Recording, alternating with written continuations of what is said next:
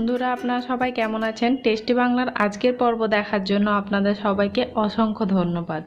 বেশ কদিন আগে আমি আপনাদের সঙ্গে একটা দইয়ের রেসিপি শেয়ার করেছি এবং সেটা অনেকেই পছন্দ করেছেন।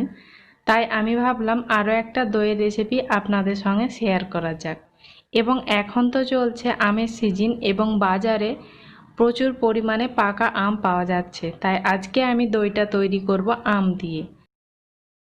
এখানে আমি 800 ml লিকুইড দুধ নিয়েছি। এটা ফুল ক্রিম দুধ আছে, অবশ্যই আপনারা যে কোনো ফুল ক্রিম দুধ নিতে পারেন এবং নিজেদের পছন্দ মতো দুধের পরিমাণটাও বাড়িয়ে নিতে পারেন।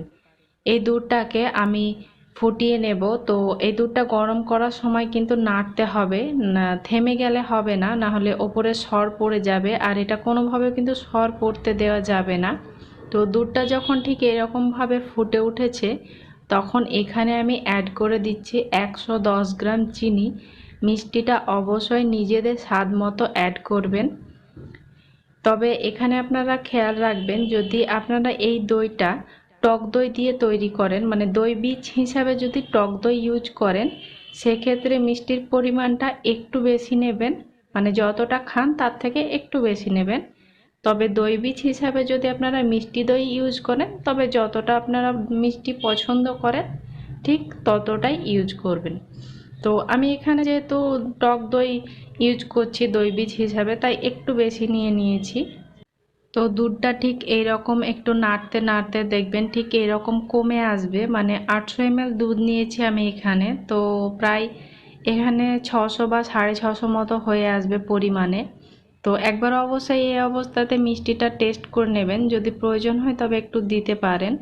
তো এই দুধটা আমার সম্পূর্ণভাবে রেডি হয়ে গেছে। এবার এটাকে আমি নামিয়ে রাখছি, আর এটাকে ঠিক এইভাবে নেড়ে চেড়ে আমি ঠান্ডা করে নেব, নাহলে এর মধ্যে কিন্তু সর পড়ে যাবে। কোনোভাবেও কিন্তু সর পড়তে দেওয়া যাবে না এই দুধের মধ্যে, সেদিকে একটু অবশ্যই খেয়াল রাখবে। এখানে আমি একটা আমের পাল্প নিয়েছি। এই আমটার ওজন ছিল প্রায় 250 গ্রাম মতো। অবশ্যই আমি বলবো ভালো কোয়ালিটির আম নেবেন। তো এই আমটা আমি খোসা ছাড়িয়ে তারপরে গ্রাইন্ডারে আমি পেস্ট করে নিয়েছি এবং এই আমের পাল্পটাকে আমি একবার ছাঁকনি দিয়ে ছেঁকে নিয়েছি। অবশ্যই একবার ছাঁকনি দিয়ে ছেঁকে নেবেন। আমি বলবো কাঁচা অবস্থাতে আমটা ইউজ না করাই ভালো, যেহেতু আমটা খুব তাড়াতাড়ি নষ্ট হয়ে যায়। তাই দই জমতে জমতে আমটা নষ্ট হয়ে যেতে পারে এবং সম্পূর্ণ দইটাও কিন্তু নষ্ট হয়ে যেতে পারে। তাই একটু গরম করে নিচ্ছি, জাস্ট এটা 2 মিনিট মতো গরম করলেই হবে। তো এটা ঠিক এইরকম যখন ফুটে উঠবে, তো এটা আমার হয়ে গেছে। আমি এবার গ্যাস থেকে এটাকে নামিয়ে নিব, আর এটা আমি সম্পূর্ণভাবে ঠান্ডা করে নেব। এটা কিন্তু গরম থাকলে হবে না, সম্পূর্ণভাবে ঠান্ডা করে নিতে হবে। এখানে আমি হাফ কাপ দই নিয়েছি, মানে টক দই আমি হাফ কাপ নিয়েছিলাম, তারপরে জল ঝরাতে দিয়েছিলাম। জল ঝরানোর পরে ঠিক এতটা পরিমাণ হয়েছে। এবার এটা একটা কাঁটা চামচ বা যে কোনো কিছু দিয়ে খুব ভালো করে একটু ফেটিয়ে নিতে হবে, যাতে এর মধ্যে কোনো রকম লাম্পস না থাকে। দুধটা যখন বেশ ঠান্ডা হয়ে আসবে, সম্পূর্ণ ঠান্ডা করা যাবে না, তো এরকম আমি একটু আঙুল ডুবিয়ে দেখছি। যদি 5 থেকে 6 সেকেন্ড মতো আঙুল ডুবিয়ে রাখতে পারেন, মানে সহ্য হয়, ঠিক ততটাই গরম নিতে হবে। বেশি গরম নিলেও হবে না এবং কম গরম হলেও কিন্তু দইটা ভালো জমবে না। তো বেশি যদি দুধটা গরম হয় তবে আপনার দইটা কিন্তু ফেটে যাওয়ার সম্ভাবনা থাকে, এবং কম যদি দুধটা গরম হয় তবে দইটা বসতে কিন্তু খুব বেশি সময় লাগতে পারে। তো এবার আমি এর মধ্যে আমের পাল্পটা দিয়ে দিলাম। এই পাল্পটা কিন্তু সম্পূর্ণভাবে ঠান্ডা হয়ে গেছে। এবার একটা কোনো কিছু দিয়ে আমি ভালো করে মিশিয়ে নিচ্ছি এবং এর মধ্যে আমি এবার অ্যাড করে দিলাম টক দইটাও। দইটাও খুব ভালো করে মিশিয়ে নিচ্ছি।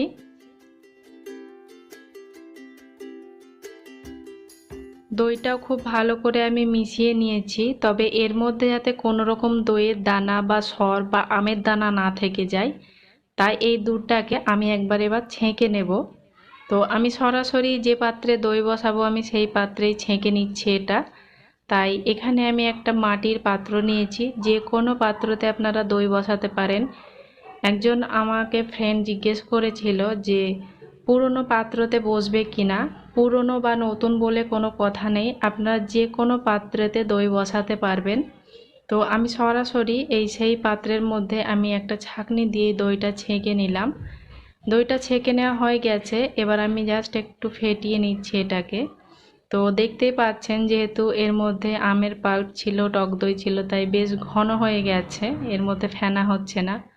আর এটার আমার ঢাকনা আছে, তাই আমি ঢাকনা দিচ্ছি। যদি আপনাদের কাছে সেই পাত্রটার ঢাকনা না থাকে অবশ্যই ফয়েল পেপার দিয়ে মুড়ে দেবেন। এই দইটা আমি কিভাবে বসাবো সেটাও আপনাদের আমি দেখিয়ে দিচ্ছি।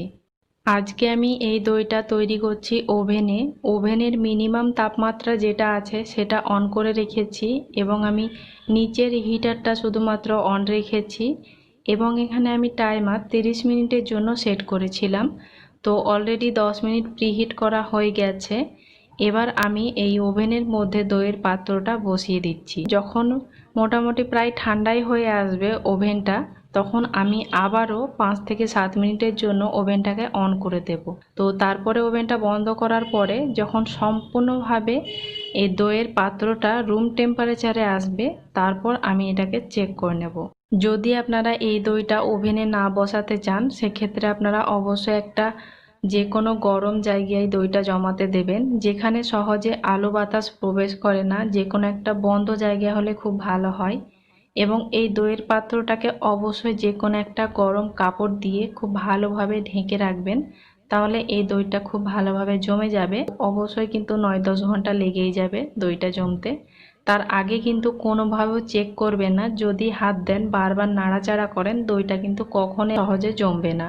তো সেদিকে অবশ্যই খেয়াল রাখবেন। এই দইটা আমার জমতে সময় লেগেছিল 2 ঘন্টা। তারপরে আমি এটাকে ফ্রিজে রেখে দিয়েছিলাম। যেহেতু আমার হাতে সময় ছিল তাই এই দইটাকে আমি ফ্রিজে প্রায় 3 ঘন্টা মতো রেখে দিয়েছিলাম। যদি আপনাদের হাতে সময় না থাকে ডিপ ফ্রিজে এটা 1.5 ঘন্টা মতো রেখে দেবেন, তাহলেই খুব ভালোভাবে ঠান্ডা হয়ে যাবে। আপনারা একটু খেয়াল করে দেখুন, এই দইয়ের পাত্র থেকে দইটা কিন্তু একটু আলগা হয়ে এসেছে। তো এইরকম যদি হয় তাহলে বুঝতে হবে অবশ্যই দইটা পারফেক্ট হয়েছে। তো আমি আপনাদের এবার দইটা একটু কেটে দেখাচ্ছি এটা কেমন হয়েছে। তো দেখুন কত সুন্দরভাবে এই দইটা জমে গেছে।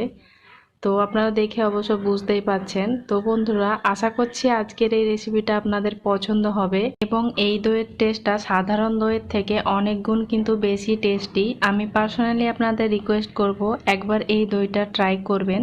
আশা করছি আপনাদের এই দইটা সবার খুব পছন্দ হবে। ফিরবো এইরকম সহজ এবং টেস্টি রেসিপি নিয়ে। ততক্ষণ সবাই ভালো থাকবেন।